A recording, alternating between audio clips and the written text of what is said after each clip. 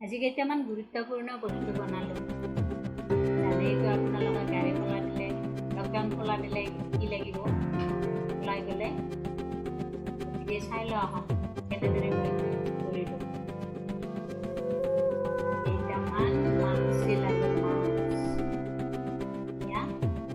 মানে কিবা কিবি চিলাই ৰৈ যোৱা কাপোৰ কেইখনমান আছিলে, তাৰে মই কেইটামান বনাই থলোঁ।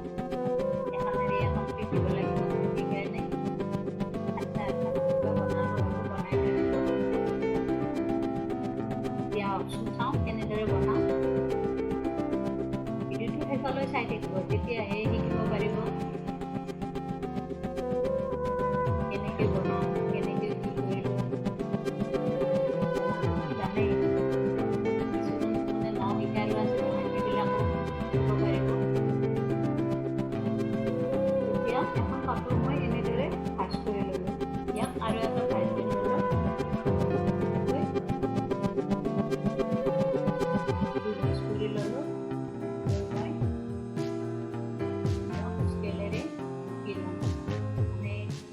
ডাঙৰ কৰি সেই অনুযায়ী মানে বনাই ল'ম। জোখটো দি ল'ম আৰু দিব 6 চেণ্টিমিটাৰ দাগ দিব। সৰুকৈ বনাম, ডাঙৰকৈ লাগিলে চেণ্টিমিটাৰটো ডাঙৰ বঢ়াই দিলে হ'ল। এনেকৈ দুটা চাইড মই জুখি ল'লোঁ।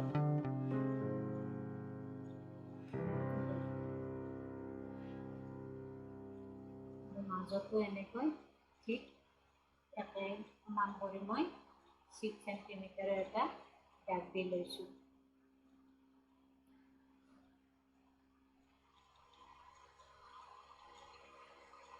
চাই চাওকচোন মই কেনেদৰে দাগ দি মই ইয়াক কাটি ল'ম।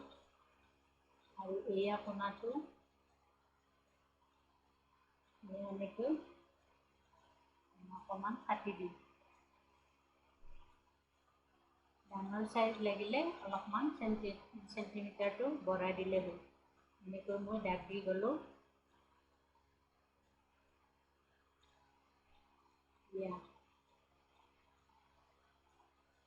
দেখিলে ন? এতিয়া দুটা চাইড মই অকণ এনেকৈ কাটি ল'ম।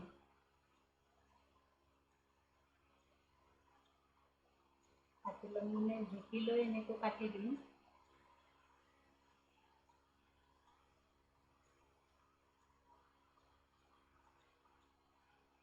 দেখিলে নহয়? কেঁচিৰে এনেকৈ কাটি ল'ম। এইটো এটা বেলেগ ডিজাইন হয়, আৰু কেইটামান মই বেলেগ ডিজাইনৰ বনাইছোঁ। এইটো মই এটা পিছে বনাম, এনেদৰে বনাম। সেইটো মই আপোনালোকক দেখাবৰ কাৰণে সৰুকৈ হ'লেও মানে বনাইছোঁ আৰু। এতিয়া দুটা চাইড মই এনেকৈ কাটি দিম বুলি কৈছিলোঁ নহয়, এনেকৈ কাটি দিম।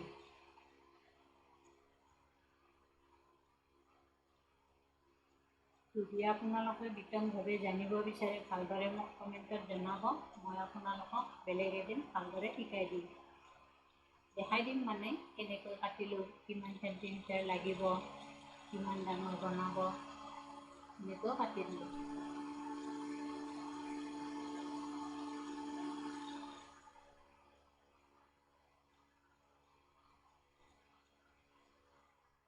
অলমষ্ট কাটা হৈ গ'ল। এতিয়া চিলাই দিলে হ'ল। মই হাতেৰে নিচিলাওঁ, মেচিনতে চিলাই দিম।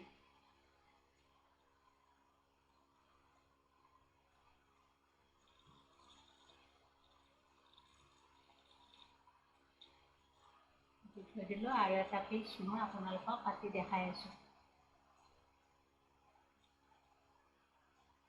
এইখিনি মানে কেৰি বেগৰ হয়।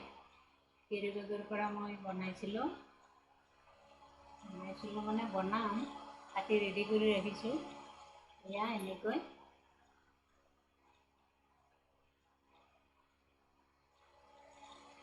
তিনিটামান ভাজ দি ল'লোঁ।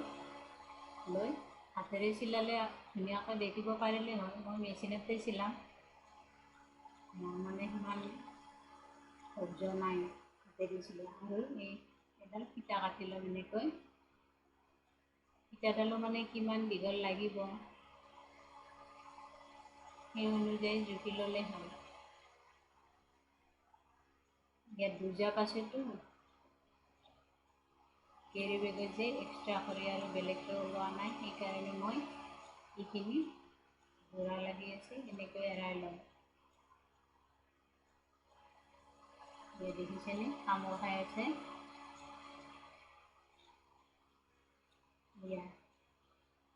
এইটো এতিয়া জইন দি লৈ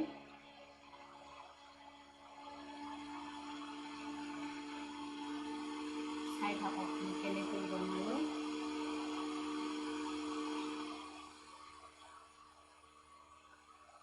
মেচিনটো ইউজ কৰা নাযায়ে, গতিকে কেতিয়াবা কিবা এটা চিলাব লাগিলে কিন্তু বহোঁ আৰু প্ৰথমতে কটা মাস্কখন মই এনেদৰে চিলাই যাম চাৰি চাইডটো। মাজৰখিনি চিলাই ল'লোঁ। ইয়াত দুটা তৰপ আছে, তাক লগত কাটি লোৱা আছে।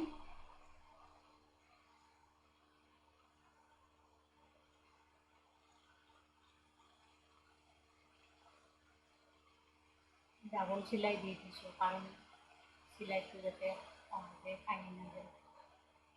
দেখিলে এটা তৰপ, অকল মুখখন আৰু নাকটো যাতে ঢাকি ৰাখে, আৰু এটা তৰপ। এই দুইটা এনেদৰে চিলাই গ'লোঁ। আৰু দুইটা লগ লগাই এনেকৈ ভিতৰ চাইডটো প্ৰথমে ওপৰৰ ফালে চিলাই কৰি ল'ম। হাত মানে চিলাইটো বাহিৰৰ ফালে থাকিব, এটা বাট ৰাখিম, তাৰপিছত পেঞ্চিল এডালেৰে মই কাপোৰটো ওলোটাই ল'ম। মানে চিলোৱাখিনি ভিতৰত সোমাই দিম আৰু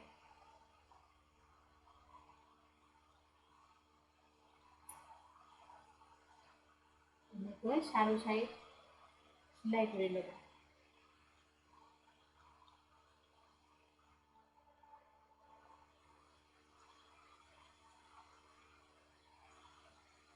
কৈছোৱে নহয়, যদি শিকিব বিচাৰে মোক কমেণ্টত জনাবলৈ নাপাহৰিব।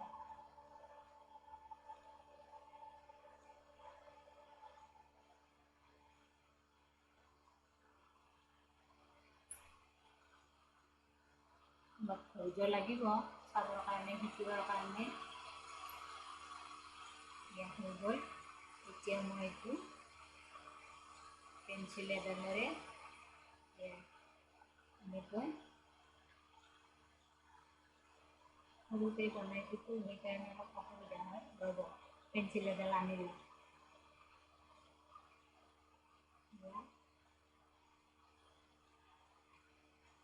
দিগদাৰ লাগে নহয়।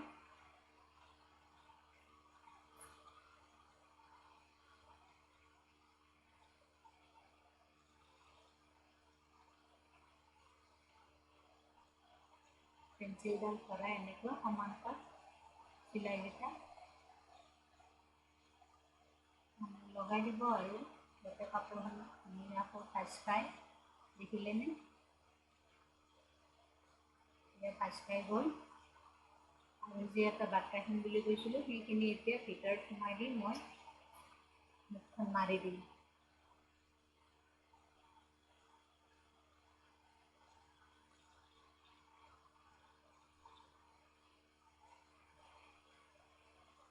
দেখি ভাল লাগিছেনে? এনেদৰে মুখখন মাৰি লৈ চাৰি চাইডটো যাতে ফিটিং হৈ থাকে ধুনীয়া হয়, মই আৰু চিলাইটো যাতে ওলাই নাযায়, তাক লগতে এনেকৈ চিলাই কৰি দিম। মানে মুখখন মাৰি দিওঁতে চাৰি চাইডটো চিলোৱা যাব, চিলাই দিম এনেকৈ। তাৰপিছত এইটো হৈয়ে যাব, আৰু দুয়োটা চাইডত ইলাষ্টিক দুডাল লগাই দিলে হ'ল।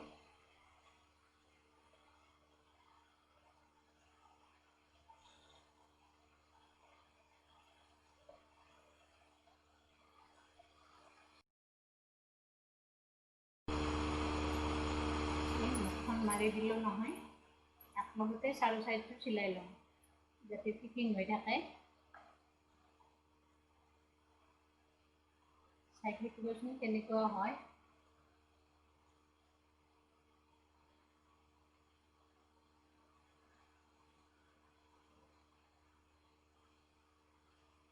মই চিলাই দিলোঁ, দি দিলে এনেকৈ দেখি ভাল লাগিছে নে?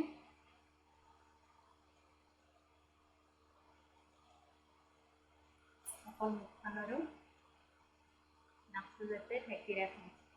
এতিয়া হৈ গ'ল। এই দুটা চাইডত ইলাষ্টিক দুডাল জোখমতে কাটি লৈ লগাই দিলে হ'ল। এনেকৈ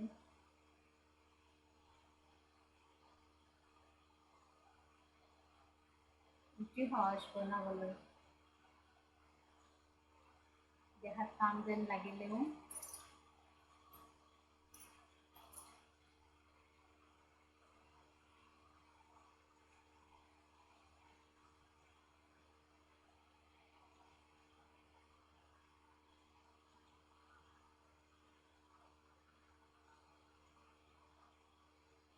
চাই থাককচোন মই কেনেকৈ ইলাষ্টিক দুডাল লগাই দিম।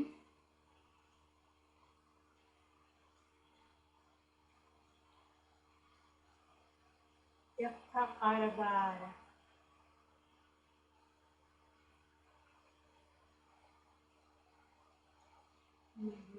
বুদ্ধি কম নহয়।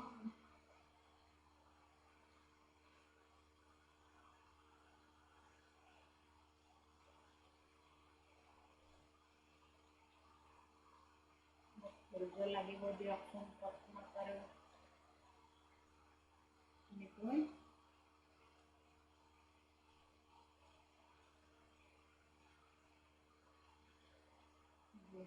কামত নাচিলে যায়। মেচিনে দি মানে মই ডাবল ৰিপেয়াৰ কৰি দিয়া নাই, সেইকাৰণে মই গাঁঠি দি দিলোঁ এটা, যাতে চিলাইটো ওলাই নাযায়।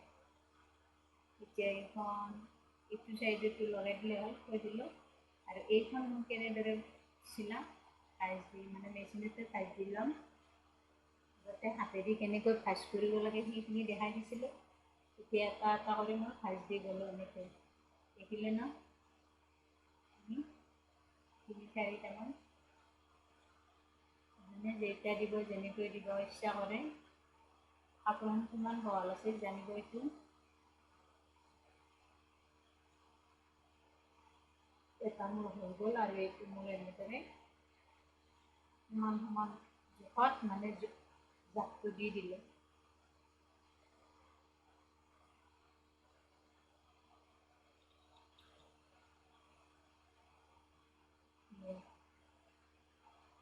হৈ গ'ল নে এতিয়া এনেকৈ? এতিয়া কি কৰিব, এই দুটা চাইডত সৰুকৈ এটুকুৰা কাপোৰ এনেকৈ মুৰি মাৰি দিব, দুটি যাতে ভাল লাগে।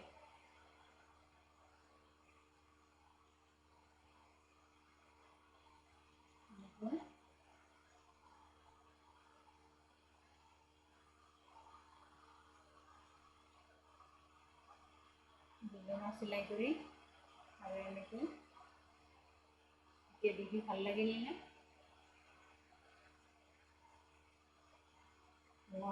চিলাইটো দেখাত ভাল হ'লেও ভাল লাগে।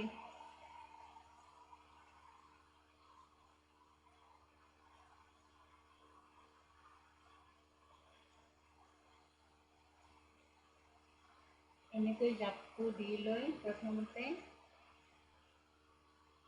এই মূৰ দুটা এনেকৈ মুৰি মাৰি চিলাই দিলে দেখাত ভাল লগা হয়, আৰু এই কুচকেইটা ইস্ত্ৰি কৰি দিলে ভাল লাগিব।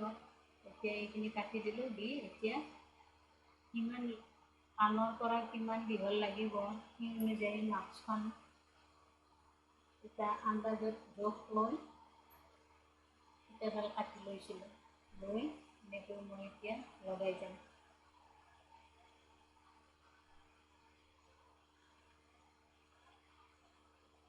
নিজে যেতিয়া চিলাব নহয় তেতিয়া অট'মেটিকলি মানে জানিয়ে যাব।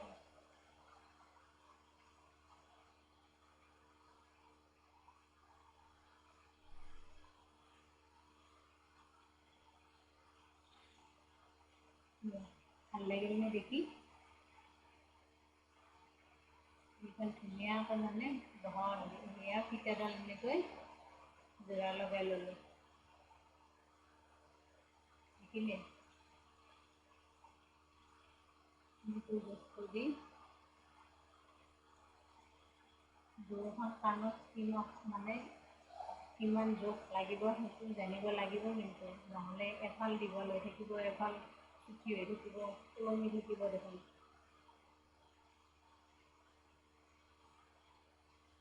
মোৰ এনে কিছুমান আইডিয়া আছে, সেই অনুপাতে মই আন্দাজত এইখিনি কিন্তু বহাই দিছোঁ ফিটাডাল।